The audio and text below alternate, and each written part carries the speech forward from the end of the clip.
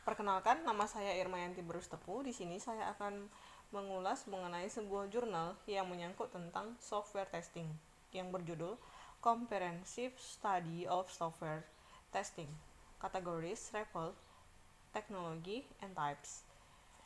Ini merupakan salah satu jurnal internasional untuk software testing yang ditulis oleh Mubarak Al-Barka Umar dengan nomor ISN 2454132X, impact factor 4295.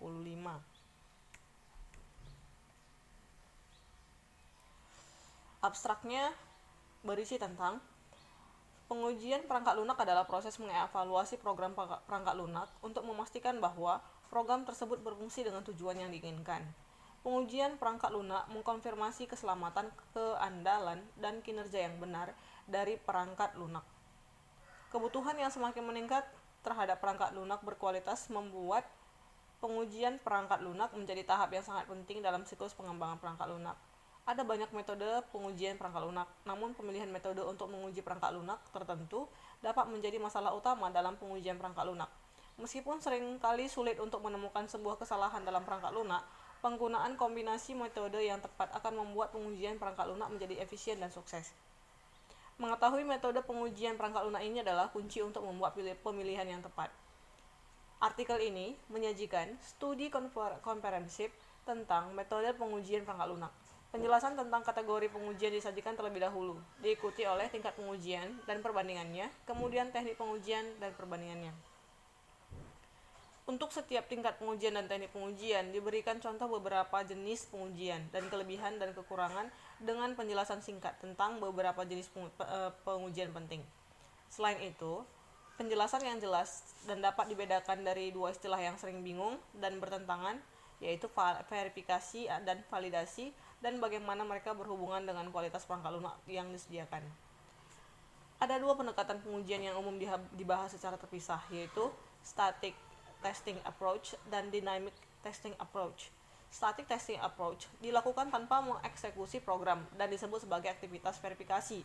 Pendekatan ini melibatkan analisis program dan simbolik, model checking, penanganan kesalahan, dan inspeksi kode untuk memastikan persyaratan fungsional, desain, dan standar pemrograman terpenuhi serta mengestimasi kualitas perangkat lunak referensi pada eksekusi aktual.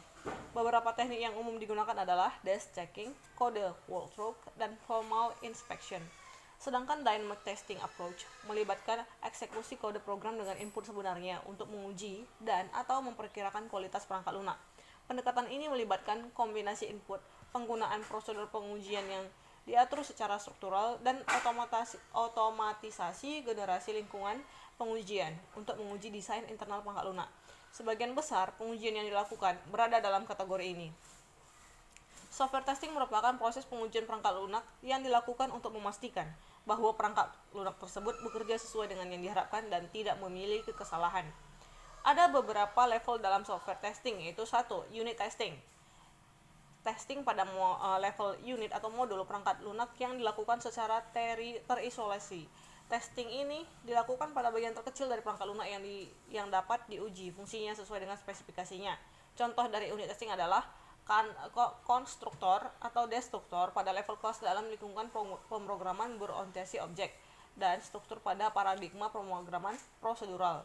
Unit testing biasanya dilakukan oleh pengembang. Yang kedua, integration testing melibatkan pengujian dua atau lebih unit yang digabungkan untuk memastikan aliran kontrol dan data, seperti konsistensi parameter, format file, dan sebagainya, antara unit yang digabungkan dan desain serta integrasi keseluruhan yang benar.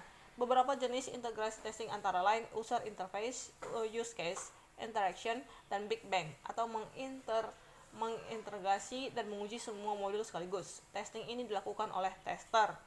Yang ketiga, sistem testing melibatkan pengujian perangkat lunak lengkap yang terintegrasi untuk memeriksa kesesuaian dengan persyaratan yang telah ditetapkan. Pengujian ini memverifikasi interaksi keseluruhan dari komponen untuk memastikan semua modul dan program bekerja secara homogen tanpa kesalahan. Sistem testing melibatkan berbagai jenis pengujian fungsional dan non-fungsional, seperti pengujian performa, keandalan, kegunaan, dan keamanan. Sistem testing dilakukan oleh tim pengujian. Dan yang keempat, acceptance testing Pengujian ini dilakukan untuk memvalidasi perangkat lunak terhadap kebutuhan pelanggan. Pengujian ini dilakukan untuk memastikan bahwa perangkat lunak melakukan apa yang diinginkan oleh pelanggan dan memeriksa penerimaan sistem. User Acceptance Testing atau UAT sering seperti yang kadang-kadang disebut terdiri dari dua jenis pengujian.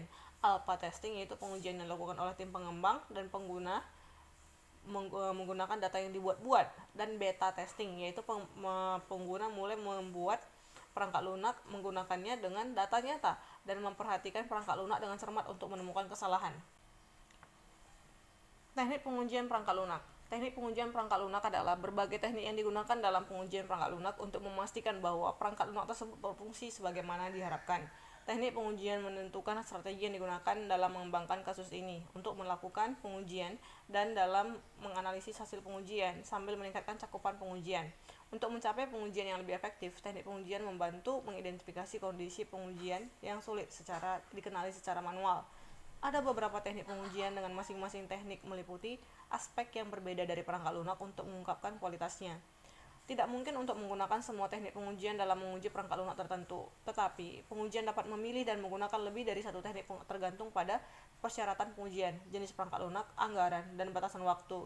Semakin banyak teknik pengujian yang digabungkan, semakin baik hasil cakupan dan kualitas pengujian. Ada 3 teknik pengujian yang penting, yaitu white box, black box, dan gray box testing. White box testing yaitu teknik pengujian di mana struktur internal dan implementasi perangkat lunak yang diuji diketahui oleh penguji. Dalam pengujian white box, pengetahuan penuh tentang kode sumber diperlukan karena pemilihan kasus uji didasarkan pada implementasi entitas perangkat lunak. Pandangan internal sistem dan keterampilan pemrograman penguji digunakan untuk merancang kasus ini. Penguji memilih input untuk menguji jalur program dan membandingkan output dengan output yang diharapkan. White box testing juga disebut sebagai struktural, transparent box, glass box, clear box, logic driven, open box testing. Meskipun biasanya dilakukan pada level unit, white box testing juga dilakukan pada tingkat integrasi dan sistem dari proses pengujian perangkat lunak. Beberapa jenis pengujian white box termasuk control flow, data flow, branch, loop, path testing.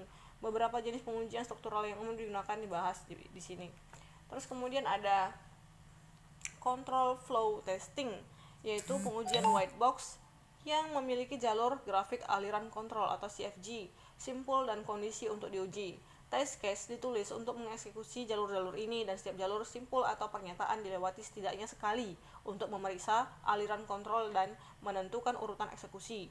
Dengan memeriksa struktur kontrol, seorang tester dapat memilih dan merancang test case. Biasanya, satu test case meliputi seluruh jalur dari simpul masuk sehingga simpul keluar dari CFG. Pengujian kontrol aliran paling cocok digunakan pada perangkat lunak baru atau pengujian unit. Sebuah CFG terdiri dari set in, simpul, dan sisi dengan setiap simpul mewakili satu set pernyataan.